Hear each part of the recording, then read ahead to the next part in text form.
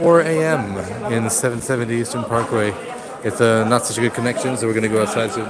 But just quick, just to let you know what's happening here. People are celebrating the end of Shabbat and the beginning of a new week. Just here, not such a big crowd, but still people learning and stuff, and people cleaning up. So yeah, let's go outside real quick so we can actually get some good video connected. Even though there's not much to see because it's kind of dark. But yeah, we just finished the Sabbath that talked about Noah and the ark and the flood. So a lot of exciting stuff, basically. So here we go. This is what the street looks like at 4 a.m. Not as crowded as you might expect, but still relatively crowded. And the lens looks like it's a little smudged. So I'm gonna try to fix that real quick with some just brushing it off. And I think we should be good now. That's a little better. Not really, but whatever. Here's a stone that had a lot of controversy about 20 years ago. Whatever, this was basically a stone that the Rebbe picked up one time to start expanding the synagogue. Basically, let me try to fix this camera. Yeah, it's a little better. Basically, around the late 80s, this whole area wasn't even built. I actually don't even know the timeline, so don't quote me on that. But at one point, this entire area was not even built, and the Rebbe wanted to expand the synagogue, so he told people to expand it basically. And there was a lot of construction, but the first initial act of construction was with this stone, which was in the ground around here, and then the Rebbe himself picked up the stone to start the construction, and because of that, people consider the stone to be kind of like quote unquote holy, even though the stone itself is not holy, but like something that the Rebbe like started the act of building 770, and since the building is like a holy area, that was the beginning of it. So it's got some good stuff attached to it. And what else do we have here? There's some Hatzalah. This is a privately owned ambulance company. The Jewish people have their own ambulances, just in case. And there was a talk one time with the Rebbe that said that they referenced the Talmud that says that when the Messiah comes, all the synagogues are going to be uprooted from their ground and like fly to Jerusalem to greet the Holy Temple in the air. It says that also, since these cars save lives, Jewish lives, then it's like they also have a similar sanctity as the synagogues themselves. And because of that, it says also these ambulances, it says we're going to be flying in the air when the Messiah comes. Anyway, so this is the actual 770. That other building over there is like 7 something else. I'm not sure exactly, but it's a different address, technically speaking. Now they happen to be connected with this area over here, but I don't think they were always connected. First of all, this whole area didn't even exist a long time ago. It used to be an empty plot of land. But this was the actual 770. That is the Jewish world headquarters of the universe. Basically, in 1940, the sixth leader of Chabad, named Rabbi Yosef Yitzchak Schneerson, he came from, he escaped, I think it was somewhere in, I forgot exactly where, I'm not sure if it was Poland or somewhere in Europe. He escaped World War II in the middle of the war, literally, to go to America. And he was planning on going to America even before World War II. So people think like Chabad was like in response to World War II coming to America, but no, not necessarily, because they were in 1920s. He came to America first to plan out moving here, and he didn't know about. I mean, they didn't find this building yet, but they found other buildings, and then eventually, when he came to America, then they got this building, because the reason why they chose this building, 770, is because it had because of that over there, which is an elevator, and elevators were rare. This building was built in the early 1900s, and one of the only buildings they could find that had an elevator. And he was in a wheelchair at the time because he had good health, but when he was in Soviet Russia, he was brutally beaten and imprisoned because he was arrested because he had a underground system of Jewish schools. Yeah, someone in the comments says a lot of his Hasidim were already in America. Yeah, they were already here because since the 1920s they started moving here and stuff. But he was in a wheelchair because when he was in Soviet Russia, which is like the main place that Chabad was for a long time, he had an underground system of Jewish schools, because Soviet Russia had all these brutal decrees against education. They said everyone has to just learn only about communism and only about secularism, and they tried to make people forget about the Torah, similar to what they're doing now, but a lot more strict. So what he did, basically, he had like a whole underground system of schools where they only learned Torah, which was totally illegal. But and he had a lot of other things like ritual baths, mikvahs. They didn't allow people to do in the Soviet Russia, but he had those anyways. There's a lot of stuff. Soviet Russia was pretty much against anti-religion. They did not allow Judaism to exist in Soviet Russia, but he had all this stuff which was illegal to allow people to continue their Jewish observance. And because of that, he was eventually arrested and then let free, which is a whole holiday in Chabad in itself. But while he was arrested, he was like beaten, and then he ended up having to live in a wheelchair, basically. So because of that, because he was in a wheelchair, then that's why they bought this building, because it's the only building they could find that had that elevator. And he actually lived here, the 6th Chabad Rebbe. He lived here. He came in 1940, and then he lived here for 10 years in about, I think that room, one of the two, on the 2nd floor. And I'm not sure what the 3rd floor was originally. I think maybe his mother lived here or something. But now the 3rd floor is like a museum that you could actually go to. If you go to the back here, there's like a door. And this room later became the Rebbe's office, the current Rebbe's office, where he would meet with people and hang out. And that room, I'm actually not even sure what this room is, but it's definitely something. And the back of it is a synagogue, basically, that the Rebbe would pray in. And pretty much all of Chabad, the entire Chabad movement pretty much fit, I mean, at least the American Chabad movement, which was a lot of it, fit in this little synagogue in the 40s and early 50s when Chabad was first in America. The lights aren't on now, but they usually are. This is like a little synagogue. Can't really see anything, whatever. But the whole Chabad movement fit in this tiny little room, basically.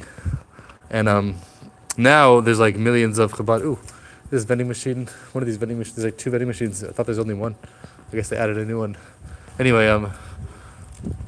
so the entire Chabad movement used to fit in that little room. Now there's like there's thousands of Chabad rabbis who officially have Chabad houses or help out with Chabad houses throughout the world.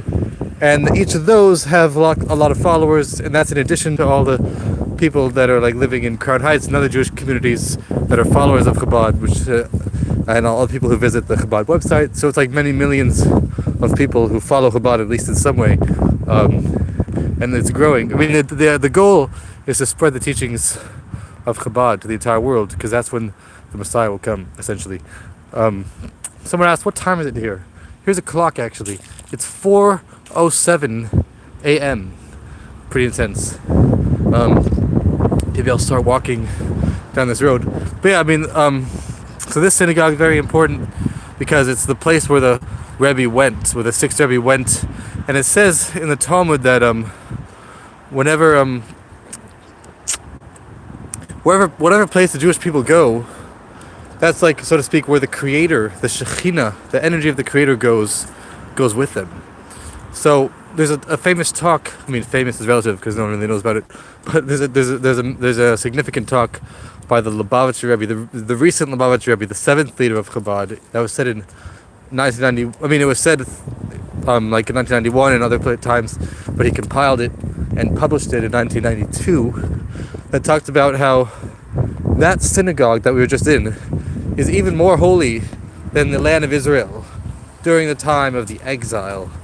And it's based on the verse in the book of Ezekiel that says that basically in the times of Ezekiel, the Jewish people were first living in the land of Israel in the times of the first temple that King Solomon built, but then they were exiled from that temple. Basically, they were exiled from that temple, and then they went to other lands outside of Israel. And they thought, oh, Hashem's kicking us out of Israel, so maybe like he abandoned us. But no, that's why the Creator sent the prophet Ezekiel. And the beginning of the book of Ezekiel talks about how he saw like this huge vision with like a chariot, with like angels carrying the chariot and the image of a man on the top of the chariot and like all this intense stuff. But the purpose of that vision was that was happening outside of the land of Israel, to show the Jewish people that even outside the land of Israel, the energy of the Creator, called the Shekhinah, which is metaphorically represented by a chariot, goes with the Jewish people wherever they go, even when they're outside of the land of Israel. And based on that, it says in a later prophecy in the book of Ezekiel that it says that I will be for them in a small sanctuary in the lands that they come to. Meaning, like, really, the Jewish people were in the big sanctuary in the Jerusalem with the temple that King Solomon built and they were there for a few hundred years. That was the big sanctuary, where the place that the Creator decided to rest His name there, that had the Ark of the Ark of the Covenant, that had the tablets that Moses got from Mount Sinai, and they would do these daily sacrifices every day, which had all kinds of spiritual effects in the whole world. And they had the supreme Jewish court of law that was there, and because of that, that's another reason why the Creator was manifested there, because the legal rulings of the Torah are like the foundation of all reality. And when the Torah instruction would go out from that place, then the Creator would be found like with the supreme Jewish court. Like it says, judgment belongs to the Creator. So the ultimate place of true judgment was this Jewish Supreme Court, and that's like the ultimate judgment place. That's where the Creator was manifested. But then, when the temple was destroyed, these ideas of the temple, the altar, and the judgment with the rabbi sitting there, and the divine energy being manifested there, those ideas also exist in the small sanctuaries, in the lands that they come to. Even when they're outside the land of Israel, when they have synagogues, when they build synagogues outside the land of Israel, those synagogues are like a miniature temple, basically. And the reasons for that is because they have, first of all, the sacrifices that the Jewish people would do in the temple had all kinds of intense spiritual effects. And they would offer these animals on top of the altar, and then the spiritual energy of the animal would be like absorbed within a higher spiritual energy. It says a big fire would come down from the heavens and consume the animals, because the energy of the animals would like, so to speak, fuel this spiritual system that would keep the world working. But after the temple was destroyed, then the rabbis instituted prayer in the place of the sacrifices, meaning we couldn't do the sacrifices without the temple, but we still need we still need that energy of the animals to go and be to fuel the world, basically. The energy of them, which is like the desire that the animal has. When it's burned up, then like that energy of the desire of the animal becomes included within the Creator. So the rabbis instituted prayer instead of that, because through every person has like a soul that's also an animal soul within themselves, and the purpose of prayer is to get the animal soul to recognize the greatness of the Creator. And that's most of prayer, is actually just talking about how great the Creator is and how great like the world is, and like based on because the Creator made it, in order to get one's physical intellect, which is what the animal soul is connected to, and one's physical emotions, to recognize the greatness of the Creator. Because really, there's two souls within a person. There's this one soul that's just a piece of the Creator directly. That's called the godly soul, which it doesn't need any help or anything. It's just like a piece of the Creator that's pure, doesn't have any problems. But then that soul came to wage war with the actual body, which had the different soul in it, which is called the animal soul, that just understands like things that are in the world. So the purpose of prayer, of the beginning parts of prayer, is to get the animal soul to recognize the greatness of the Creator. And that idea of getting the soul to recognize the greatness of the Creator is essentially has a similar effect to the sacrifices that were offered in the temple, where the physical animal and the physical blood and the fats of the animal, which represent the desire that the animal had, like for the food that it ate, etc., which became the fat and the blood, that energy of the animal would go up from the altar, and it would like become included within the fire that came down from the heavens and ate it up. There was a big fire that came down from the sky and ate the sacrifices. So too, when someone prays, it's like they draw upon themselves this fire of the Creator, that causes the animal soul within oneself to recognize the Creator. That's similar to the idea of the sacrifices of the animals. So the synagogues that we pray in together as groups, those are like mini sanctuaries, because like each person who's praying is like offering the animal soul within themselves. So it's like the place of the sacrifices in a certain way. Based on that, one of the verses in the book of Psalms also says that you have been a sanctuary for them from generation to generation. Meaning that this is in the Gemara in the Megillah, page 29a, that it says you've been a sanctuary for them from generation to generation, meaning even in the other generations where there's no temple in Jerusalem, then Hashem has still been a sanctuary for them in the other synagogues. So one reason is because he's like a sanctuary, similar to like the sacrifices the animals have. A second reason why the synagogues are like a miniature sanctuary of the temple is because of the idea of the court system and the judgment. Because in the actual temple, they had the Supreme Court of the Supreme Jewish Supreme Court, which had that was like the foundation of all judgment. It says that all the other courts in the world, all the other Jewish courts, which are like the actual courts, whenever they would have a question, they would ask the bigger courts and then when those bigger courts had a question, essentially the final ruling in any question of Jewish law would always be this great supreme Jewish court in the temple. And because judgment and justice is the foundation of the world where the Creator is found, so the foundation of the Jewish law is like one of the main places the Creator was found because of that, essentially. So too, in the synagogues, a second aspect of the synagogues, besides for the place that people pray, is it's also a place of legal rulings, because it's like the rabbi of the synagogue, essentially, is meant to actually instruct the congregation about different laws. For example, it says 30 days before any Jewish holiday, the rabbi is supposed to tell them about the laws of the holiday, and whenever people have questions in the community about certain laws, they go to the rabbi of their synagogue in the community. So each synagogue not only is a place of prayer, which is like the sacrifices, but it's also a place of legal rulings, because the rabbi of the synagogues gives instructions for people, essentially. I mean that's kind of like my interpretation of the beginning of some parts of the beginning of this talk. It doesn't mention the parts about the animals explicitly, but I think that's the intention based on the other sources it brings. But the point is that the synagogues are definitely like a replacement, a mini version of the temple for different reasons. Prayer and legal rulings, mainly. And it says within the synagogues, the verse in the Ezekiel says, I will be for them as a miniature synagogue in the lands they come there. I mean, some commentaries say it refers to all the synagogues, but really it quotes in the Sikh, it references Rashi that seems to say that there's one unique synagogue. Out of all the other synagogues, there's one unique synagogue in the world that is the place that's so to speak, like a replacement for the actual big synagogue in Jerusalem. And that is based on, this whole thing is based on the Talmud in Tractate Megillah, page 29a, where it references that verse where it says, I'll be for them as a small sanctuary in the lands they come there.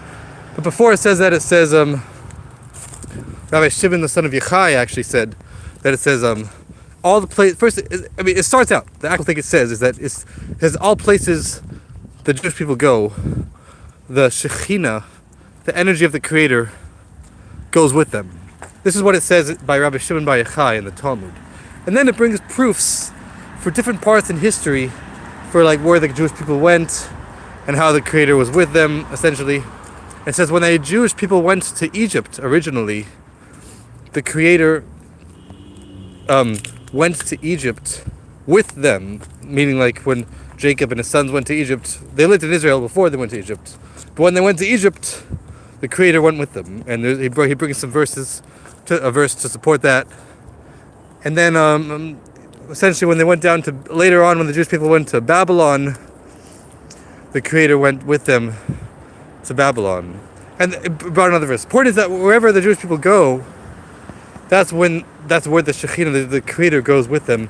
And it says even at the time that they will be redeemed, in the final exile, the Creator would have already been in the place where they are exiled to, and the Creator himself will be redeemed with them.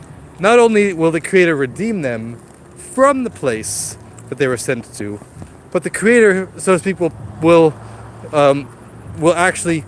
is actually found in the place of the exile where the Jewish people are, and the Creator will be redeeming himself and us as well.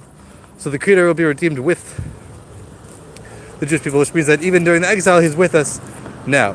And then, but then the Talmud says, okay, but when it was in Babylon, where was it? Then it mentioned a very specific place, or I guess it says in Babylon, which is where the Talmud actually was then. It says in Babylon, like, where is it? They mentioned a very specific place. It mentioned like the house of the Rebbe of the generation.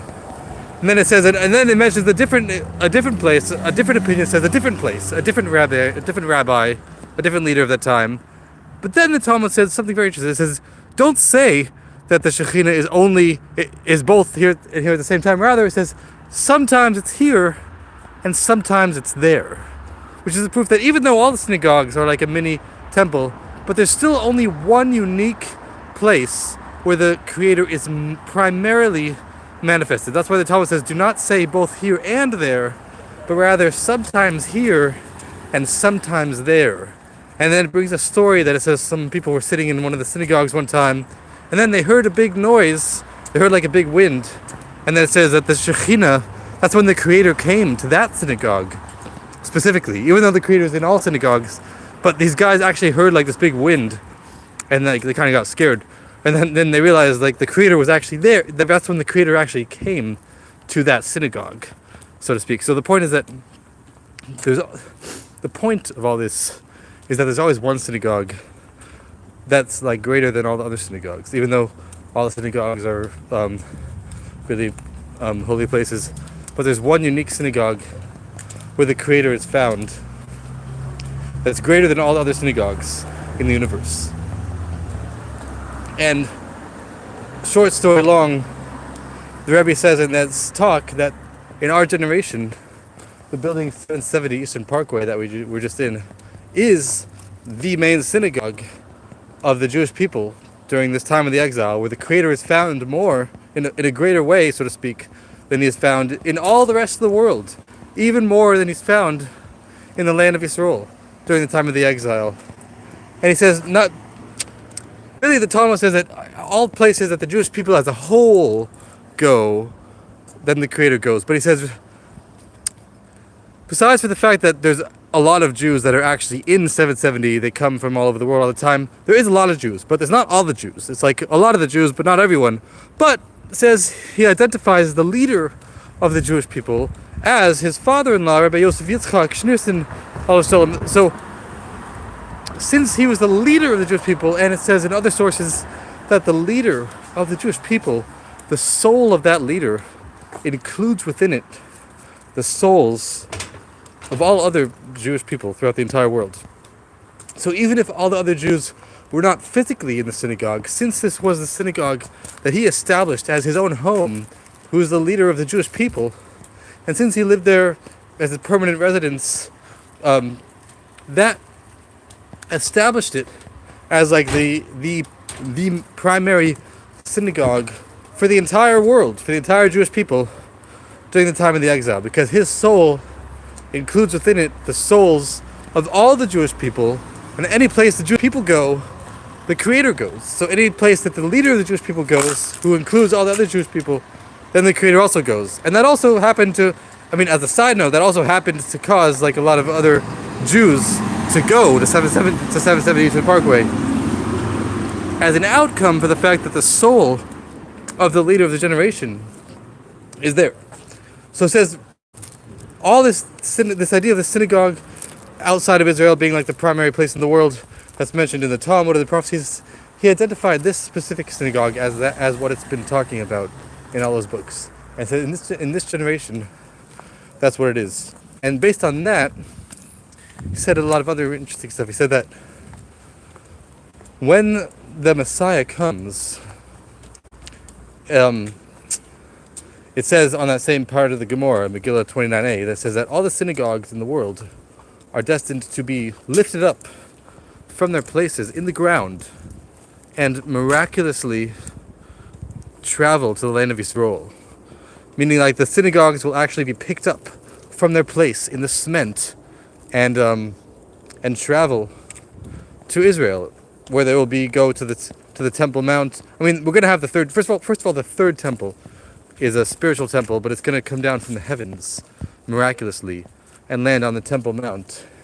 And when it lands on the Temple Mount, then it's gonna become like physical structure, and then all the other synagogues in the world are going to like attach themselves to this future temple, and there's gonna be built like an entire new city of synagogues are gonna be established around the future temple. They're gonna be like miraculously flying from all over the world, and they're all gonna come to the Beis Mikdash, to the Holy Temple, and on the Temple Mount. And it says the entire city of Jerusalem now will essentially just be packed with synagogues that came from all over the world, and they flew to the Temple Mount and attached themselves to the temple, etc. So that's what it says in the Talmud. You don't even need like the Rebbe to say that or anything. That's just.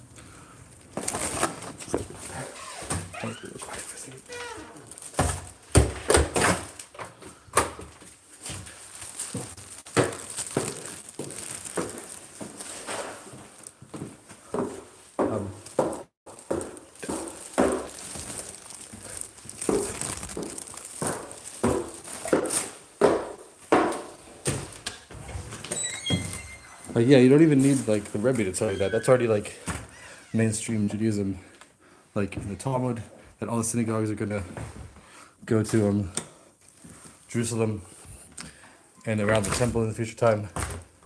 But then the Rebbe came along and said that based on the statement in the Talmud that Rabbi Shimon, the son of Yochai, said, that says even at the time that they will be redeemed, the Creator will be redeemed with them. So, what does it mean practically that the Creator will be redeemed with them? The main manifestation of the Creator, when the Messiah comes, is going to be in the third temple, in the third Beis Mikdash itself. So, which is going to descend from the heavens. So when the Creator will be redeemed with them, then that means that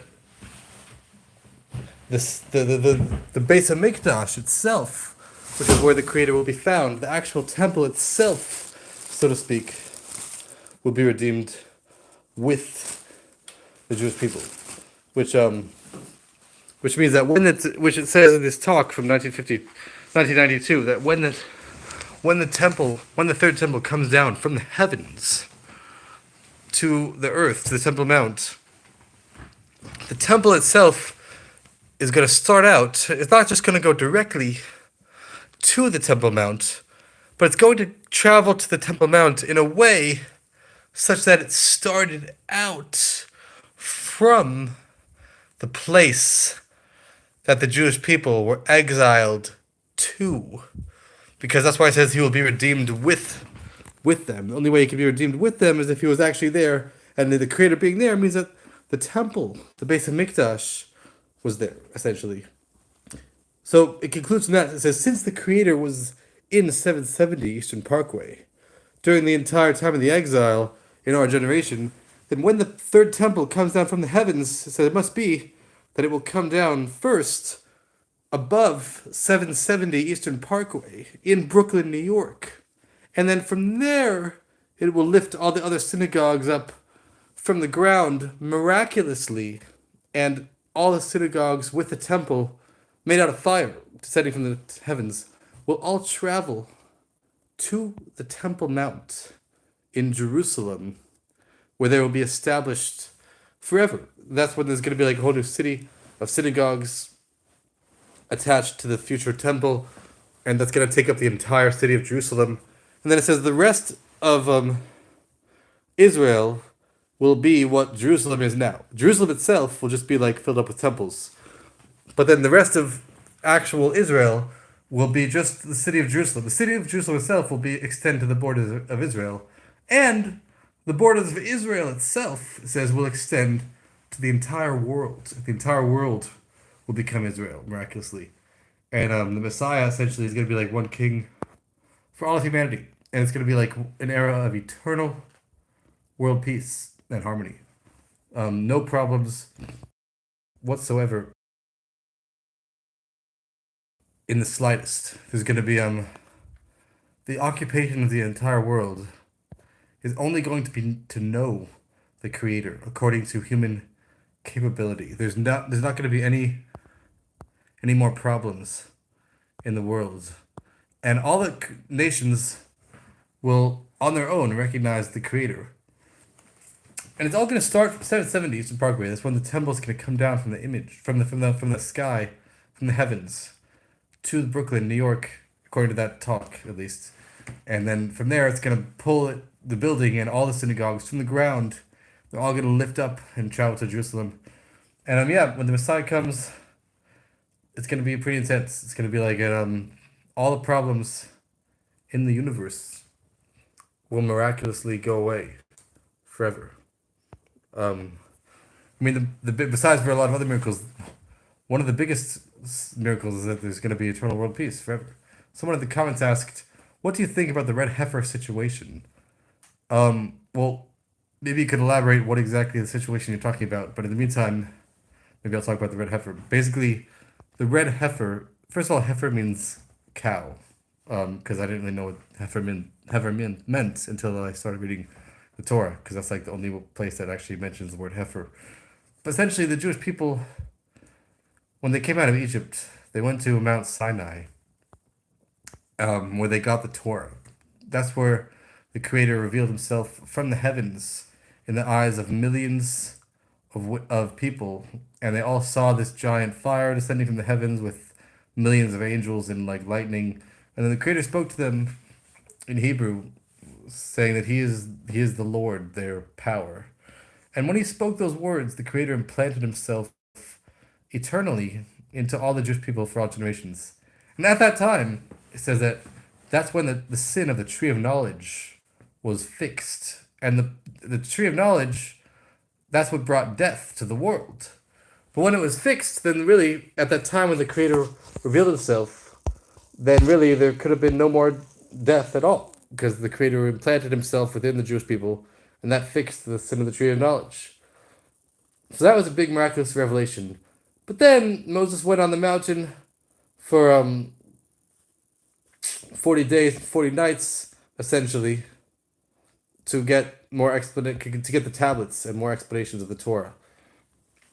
And the Jewish people, it says in the Torah, on the 39th day, they thought that Moshe was too late.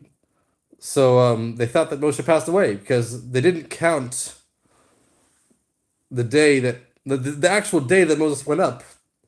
They thought that counted as the first day, but really it didn't. But they counted wrong, essentially, and they thought that Moses passed away because he was there, they thought, too late. So because they thought that Moshe had passed away, they wanted something else to lead them into Israel. So it says that when the Creator revealed Himself to them earlier, Mount Sinai, with the angels, they saw an angel that had the face of an ox. And because angels have different faces of different animals. So they saw one of the angels had the face of an ox. They said, "Oh, maybe we'll try to like connect to that angel that had the face of the ox. Maybe that angel could lead us into Israel." So to do that, I mean, it was a mistake, because obviously they should only serve the Creator, but there's some people that made this mistake because of what they saw at Mount Sinai. And they thought, "Oh, we'll try to connect to this ox angel." And then to do that, they miraculously made this calf made out of gold, which was bad because it was an idol, which is bad. But some people mistakenly thought that that was what they were supposed to do, which was false. And then they basically took this whole block of clay and a block of gold. Sorry, that everyone a bunch of people took off all their gold jewelry they had that they took from the Egyptians. And then some people wrote on a piece of parchment, "Arise, ox." Well, it was really written earlier, whatever. They had this piece of parchment with all this gold. They threw it into this fire, and miraculously, a living cow made out of gold came out of the fire. It wasn't just a statue, but it was actually alive and walking around. Um, and so people worshipped it. They thought it was like some kind of miraculous thing. They thought it created itself, whatever. They're obviously mistaken because it was an idol and it was not meant to be worshipped. But some people started worshiping it, and then it got more intense, and they started like killing people and doing other stuff. So that was called the sin of the golden calf, essentially. And because of that, the spiritual, I mean, a main part of the spiritual status that the Jewish people had when the Creator revealed Himself to them was removed. It wasn't completely removed, which is why the Jewish people are still like the chosen people nowadays. But the idea that the sin of the tree of knowledge being rectified, which happened when the Creator revealed Himself, that kind of went away. So when the Creator revealed Himself, then there could have been no more death in the world. But after they worshipped the golden calf, then really death came back to the world because of that. And then because of that, and after a lot of other stuff, eventually the Creator commanded Moshe for the Jewish people to take a red cow and burn up the red cow, take the ashes of the red cow and mix it with special water, and then use that to purify the Jewish people in certain cases. And we'll get to what those cases are. But the purpose of the red heifer of this red cow was in order to rectify the sin of the golden cow, of the golden calf that they did earlier, because that golden calf brought death to the world.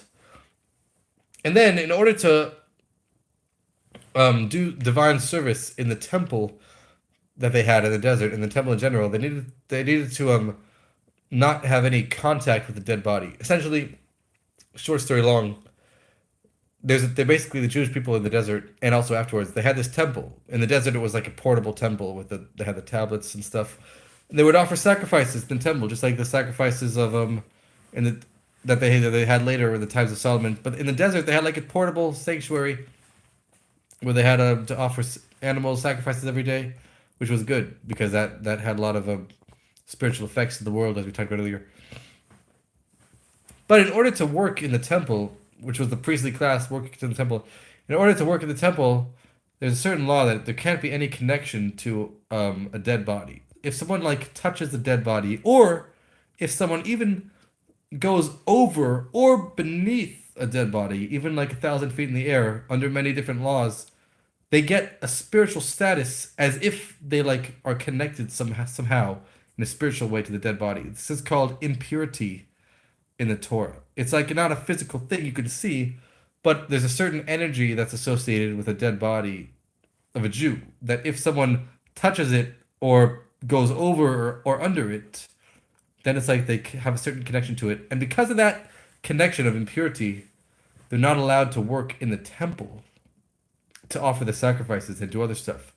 So, in order to allow them to get rid of that connection that they have to the dead body, which is the spiritual uncleanness or spiritual impurity, which is associated with death or the connection to it, the Creator made this whole ritual of a red cow, which was meant to contradict the source of death the source of death we have now in the world is from the golden calf. Because before that, it was because of the tree of knowledge, because Adam ate from the tree. But originally, Adam was going to be immortal and eternal. But because he ate from the tree of knowledge, then he became mortal, the cause of death. But then, really, the Jewish people, they fixed the sin of the tree of knowledge, but then they messed it up again with the golden calf. So right now, the golden calf is like the reason why there's death in the world. But the red heifer, the red cow, is meant to contradict the effect that the golden cow had. Why red specifically? It's a different issue. It doesn't really say. I mean, for some reason, red, I guess, contradicts gold. I'm not sure why exactly. But for whatever reason, this commandment that the Creator made of this red cow ritual was in order to contradict death in general, contradict the negative effects. I heard this in a talk. I mean, there's like different talks that the Rebbe gave that had sources. I mean, about it. I forgot exactly where it was, but I can find it. It was a sicha. It was a talk essentially, that talked about it. So yeah, so the red cow was meant to contradict the negative effects that the golden cow had. Originally, it was meant to eradicate death entirely from the world, But for different reasons in the past, it didn't eradicate death entirely, but it did have the effect to eliminate the connection, the spiritual connection people have when they touch a dead body or when they come in contact to a dead body. And in addition to the red cow part, but another part of that ceremony, which is pretty important, is that they take the red cow, they burn it in ashes, and they mix the ashes with very special spring water. The Torah calls spring water living waters. There's different kinds of waters in the world. Water could be in the ocean, it could be like in a cup or in a vessel. Those are just like regular water. But the water that comes from a spring underground, the Torah calls it living waters. It says in the Torah you should take the ashes and mix it with living waters. It's as if the water itself is alive. And that idea of the living waters, this is like my own thought. It might be in a sikha also, but the idea of the living waters, I mean, it seems pretty obvious based on the laws, but based on my observation, the idea of the living waters is because it's meant to contradict the energy associated with death. So to contradict death, you have life. And since the water is like alive, it makes sense that this living water should have the effect to contradict death. And in addition to that, there's huge amounts of laws mentioned throughout the Talmud about the person who takes. So it has to be taken from living spring water, but it can't just be you can't just like take the water in a regular way. You can't just like scoop up the water in a way that you would scoop up other water. There's huge amounts of laws that the person who takes the water and the manner through which the water is taken has to be in a way where there's absolutely no connection to a dead body at all. Like no one who has any impurity. Only someone who's completely pure from the connection to a dead body has the ability to take the water. Actually, I'm not so sure about that. No, I am sure about that because they say, how can it be? First they ask, how can it be that the person taking the water is pure if the point of the water is to get rid of the impurity? Because it says that they would actually build certain places. They would build very certain unique villages that were separated from dead bodies completely, and then they had pregnant women would go there and they would give birth to newborn babies in this village that they made sure had no dead bodies around it. And they also, I mean, the law of coming in contact with a dead body over or under is only if there's like a direct line of connection between them. But if there's like a space of a one handbreadth by one handbreadth above the dead body, then closed off, then you could still be above it. So essentially, they built the city in such a way with all kinds of different things and like kind of like tunnels that the houses were built on top of, such that even if there was a dead body that they didn't know about, but the houses that this village was on was totally pure. And the pregnant women would go there and they would give birth to newborn babies.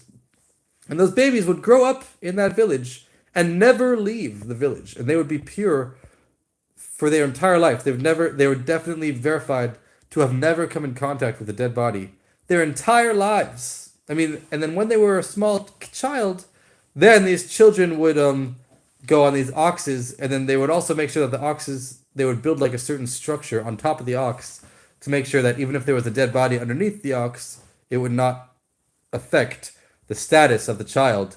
And these children who were born in purity their entire life, they never left this area, they would go to the waters, and they would take the water from the spring and then bring it for the ceremony. So it was a big deal, basically, to get the water. It had to be living waters connected with life, and there could be no connection to a dead body.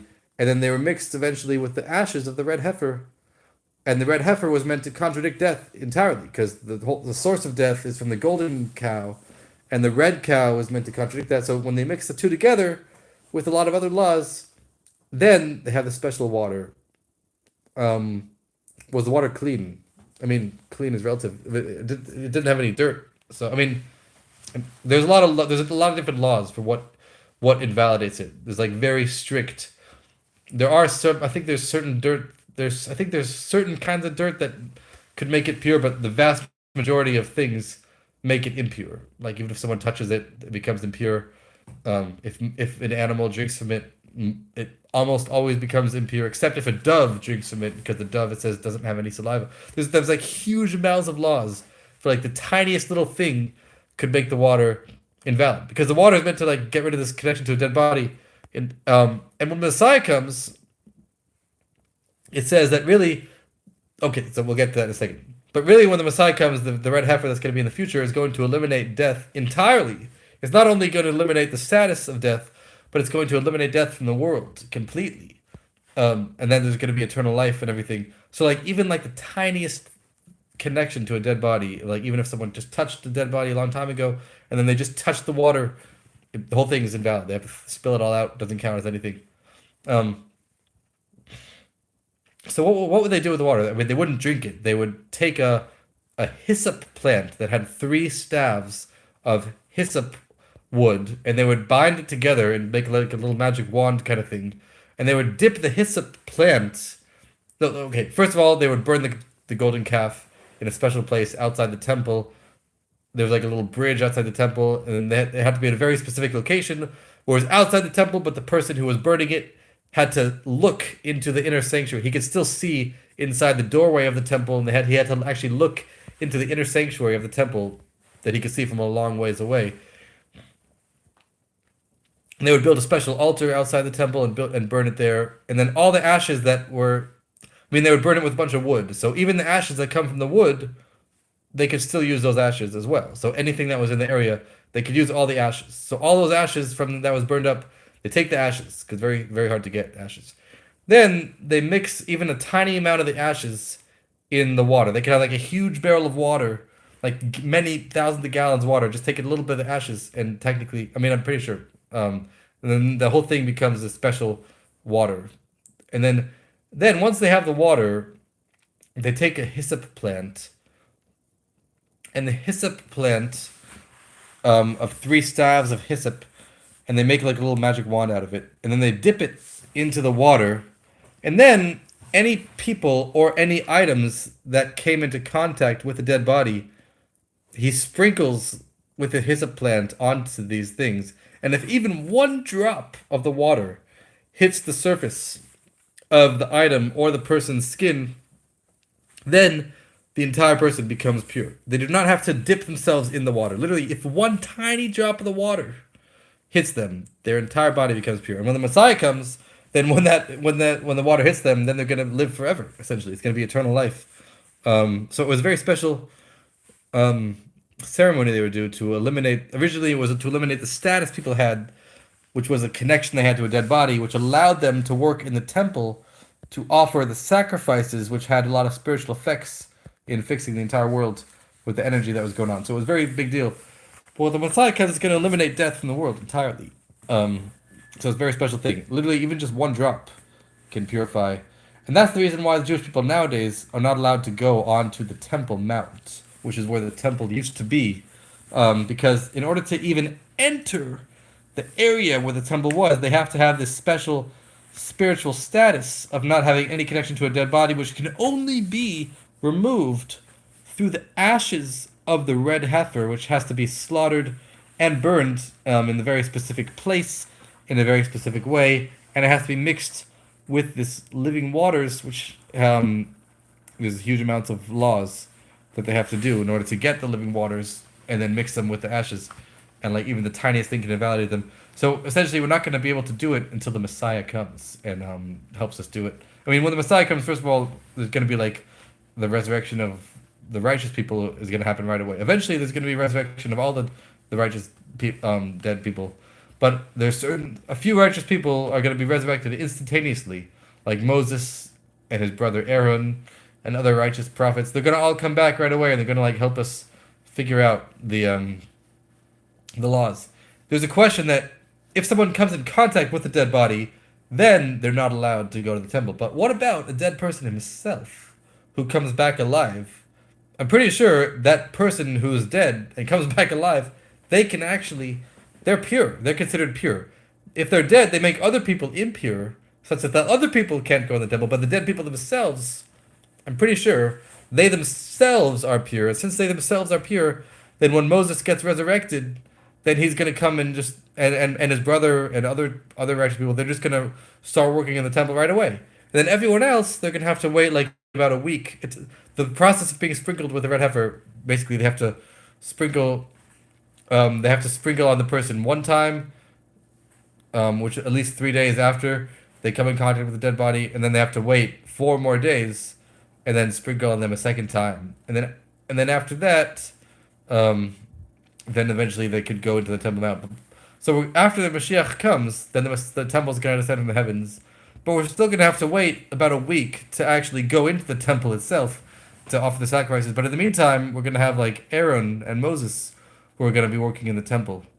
Someone asked, "What do you mean by sprinkle?" I mean, like they would take actual hyssop plant with 3 stalks of hyssop, bind them together, and they would dip the hyssop plant into this container that had the special water, and then he would like literally sprinkle it on the people who would come nearby, and then when that happens, even if one tiny drop of the water hits anything, it becomes completely pure.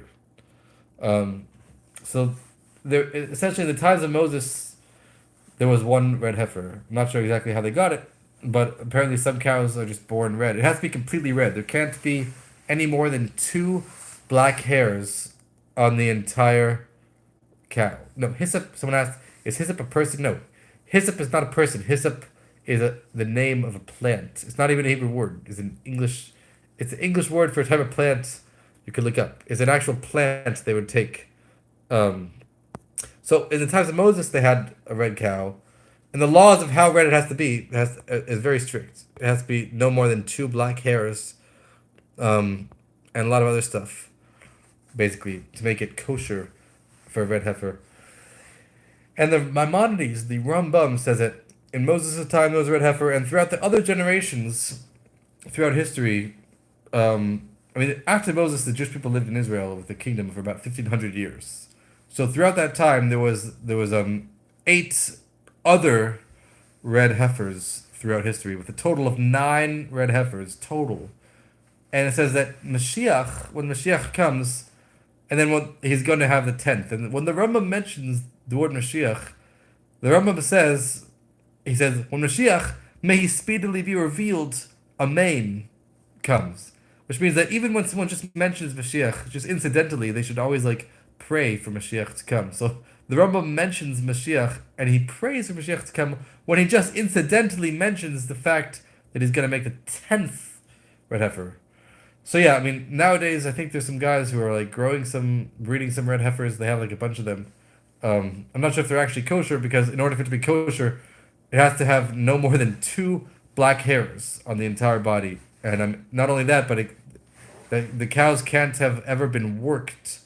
You can't like put anything on top of the cow to have it carry it, and they can't do any plowing or anything. They can't have any work associated with them. It has to be completely pure, with a lot of other huge amounts of laws about what makes the cow actually kosher to be red. But even though they have them, but we don't have the actual. They have to be slaughtered on the actual temple. I mean, in a certain very specific location outside the Temple Mount. I don't think they can even do it without the temple anyway. But when the Messiah comes, then the temple is going to descend from the heavens, and then we're going to have the priests resurrected from the dead, who are going to know how to do it. And then once the priests come, then they're going to they're going to first of all build the altar for the red heifer, and then burn the red heifer, take the ashes, and then we could offer the sacrifices in the temple, which is like one of the main ideas of why the Messiah comes. It says that without the sacrifices, says the laws of the heavens and earth would not be sustained. Nowadays, to substitute for the sacrifices, the Jewish people pray 3 times a day. The morning prayer, but essentially, the sacrifices had two main sacrifices. They had a lot of sacrifices, but 2 primary sacrifices were once in the morning and once in the afternoon. And these were sacrifices that were offered every day, no matter what. Like even on the Sabbath, everything. So one in the morning, one in the afternoon, and then in the nighttime, it says they would sometimes burn the leftover sacrifices. Sometimes they would take a long time to burn, and they would burn into the night. So when the when the temple was destroyed, the rabbis instituted the Jewish people to pray 3 times a day, The first time in the more almost excuse me. Speaking of praying, so the rabbis instituted the prayer. The prayer in the morning corresponds to the sacrifice that the Jews would offer in the temple in the morning, and then that they would offer a second sacrifice in the afternoon, which is why the Jews pray in the afternoon a second time. And those are the main two times that they would pray. Those are the main two institutions of prayer.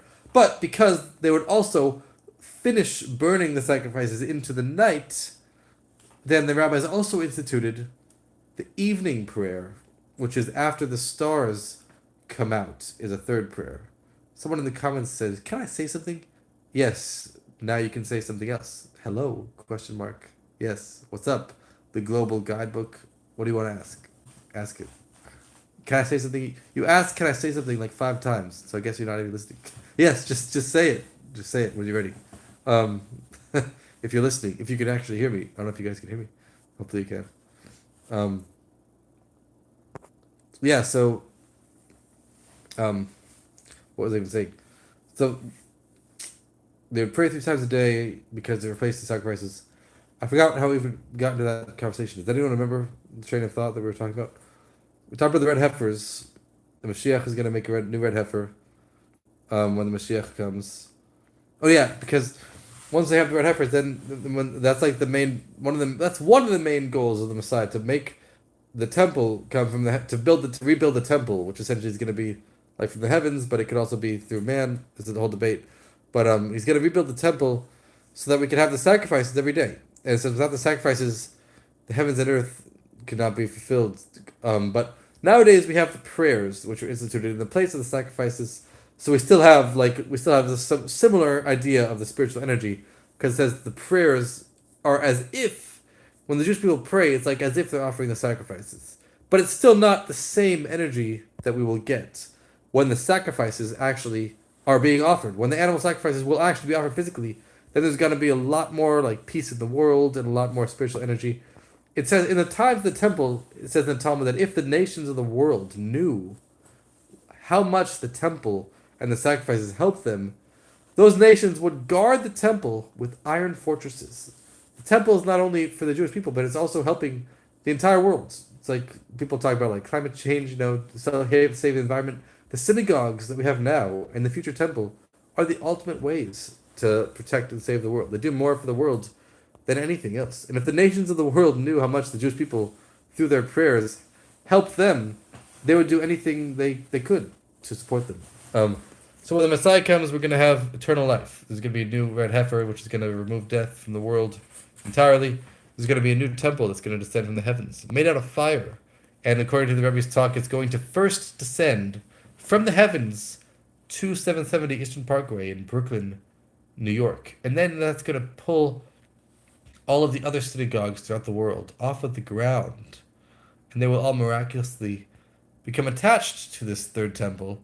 And then that superstructure of synagogues with the temple will land on the Temple Mount in Jerusalem. And then the entire city of Jerusalem will become like one mega city of temples that were gathered from all over the world. And the entire Jewish people throughout the entire world that are scattered throughout the lands of the exiles, they will all miraculously be picked up one by one in the sky and fly miraculously to the land of Israel, where they will be eternally implanted on the Temple Mount, or in Israel forever. And the borders of Israel will extend to the entire world. Messiah will be a king for all of the nations, according to the Rambam, Maimonides, chapters 11 and 12 of the Laws of Kings, talks about extensively about how the Messiah will rule over the entire world. He will rebuild the temple in its place. All the laws that we had at the times of the temple will come back to how they used to be. The Torah will be fulfilled in its true ultimate sense. And there's going to be no more war, no more jealousy, no more hunger, no more problems will exist at all. And according to the Rambam, it says the occupation of the entire world will be just to know the Creator according to human capabilities. Um, that's the only thing people are going to be doing. They're not going to be like going to business every day, or I mean, maybe they'll also do business and stuff. But it's like the whole point of what they're going to be doing is just going to be learning the Creator. There's going to be infinite abundance, so there's not going to be any like struggles. There's not going to be any bad in the world. The main thing of the Messiah says is there's going to be a whole new government. There's not going to be any more secular governments. There's going to be one Jewish kingdom under Torah law, which is the law of the Creator for all of humanity, forever. Um, and so a lot of cool stuff's gonna happen when the Messiah comes. We're gonna have the sacrifices every day, and the animal sacrifices cause all kinds of blessings and peace in the world. Um, and other prophecies, unrelated to what we said before, but there's just other prophecies that say a lot of other stuff is gonna happen when the Messiah comes. That there's actually gonna be a second splitting of the sea. The sea split one time when the Jews left Egypt, but the sea didn't just split for no reason. I mean, if the point of the splitting of the sea was only to drown the Egyptians, then really that there could have been like another miracle, and the Creator intentionally led the Jewish people to the sea. It says in the Torah, like they could have gone like through the Philistine area, but the Creator like led them specifically to the longer way, so they go to the sea. It really says in order to make the special miracle of the splitting of the sea, because the splitting of the sea had a special intention, not just to um, drown the Egyptians, but it had a spiritual effect in the world. It says that really, in the commentaries, the Kabbalistic commentaries, the splitting of the sea represented the revelation of the hidden worlds. Because when you look at the sea, you can't really see what's underneath the sea unless you go into a scuba suit and look inside. But if you're looking at the sea from above, you can't see what's inside the sea. It's hidden. So that represents metaphorically the spiritual world, which is also hidden. If you look around the physical world, that's just like looking at the surface of the sea. You can only see the outer surface, but you can't actually see what's inside of it, which is the spiritual energy of the Creator and the speech of the Creator, which is constantly creating the world from nothing. Really, it says that everything is being created from nothing every second in other places in the book of Tanya, volume 2. The creation was not only a one-time event that happened thousands of years ago, but the original words in Hebrew that the Creator spoke the world into existence with. Those words are constantly being spoken and constantly found inside of all the physical objects in the universe. And because those words are found in the physical objects, that's what brings all of existence into being from nothing every second of every day. And it says if the letters would be removed from the physical things that they're creating, then chas v'shalom, everything would instantaneously cease to exist. So really behind the scenes of everything you see is really Hebrew letters that are inside of those things constantly creating it. But we don't see it because it's like looking into the surface of a sea. You only see the surface, but you don't see what's actually inside of it. But at the splitting of the sea, in the commentaries, it says that all that spiritual energy that's constantly creating the physical world from nothing that we don't see it, that was all revealed. Is that it split the sea, and it also split the spiritual sea. It split the spiritual barrier that hides the spiritual and the physical. And it says that because of that, it says even a little servant at the sea who didn't really know anything, but even they were able to see more divine revelations than even some of the greatest prophets of all time. They saw the revelations of the Creator in an even greater way because when the sea was split, the barriers, the veil was opened, and they could see everything. They see all the spiritual world energy that's in the world. And that was really a preparation for getting the Torah, because the purpose of the Torah is to grasp the spiritual energy of the Creator, because the Torah is the intellect of the Creator. That's what the Torah is. So in order to allow for them, in order to prepare them to get the Torah, which is the energy of the Creator, they first had the splitting of the sea, which was a massive revelation of the Creator, which was like behind the surface. But so too, when the Messiah comes, the prophecies say that the Creator will make a second splitting of the sea. It's explicitly mentioned in the prophecies.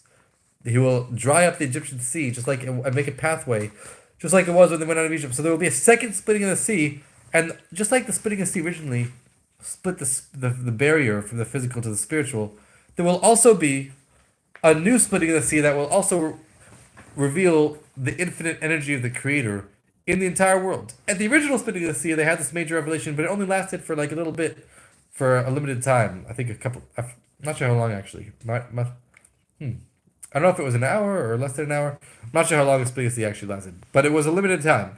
When the Messiah comes, the sea is going to be split forever, according to the commentaries. It's going to be a constant revelation of the Creator. Not only the splitting of the sea, but there's also going to be a splitting of a river, of the Euphrates River, which is the river that flows from Aden to water the garden, is also going to be split. Really, it says that, which is going to be an even deeper revelation of the Creator than the splitting of the sea. Because there's really, the river, the beginning of Genesis says the river flows from Aden to water the garden. So there's Aden, which is, in Hebrew means delight.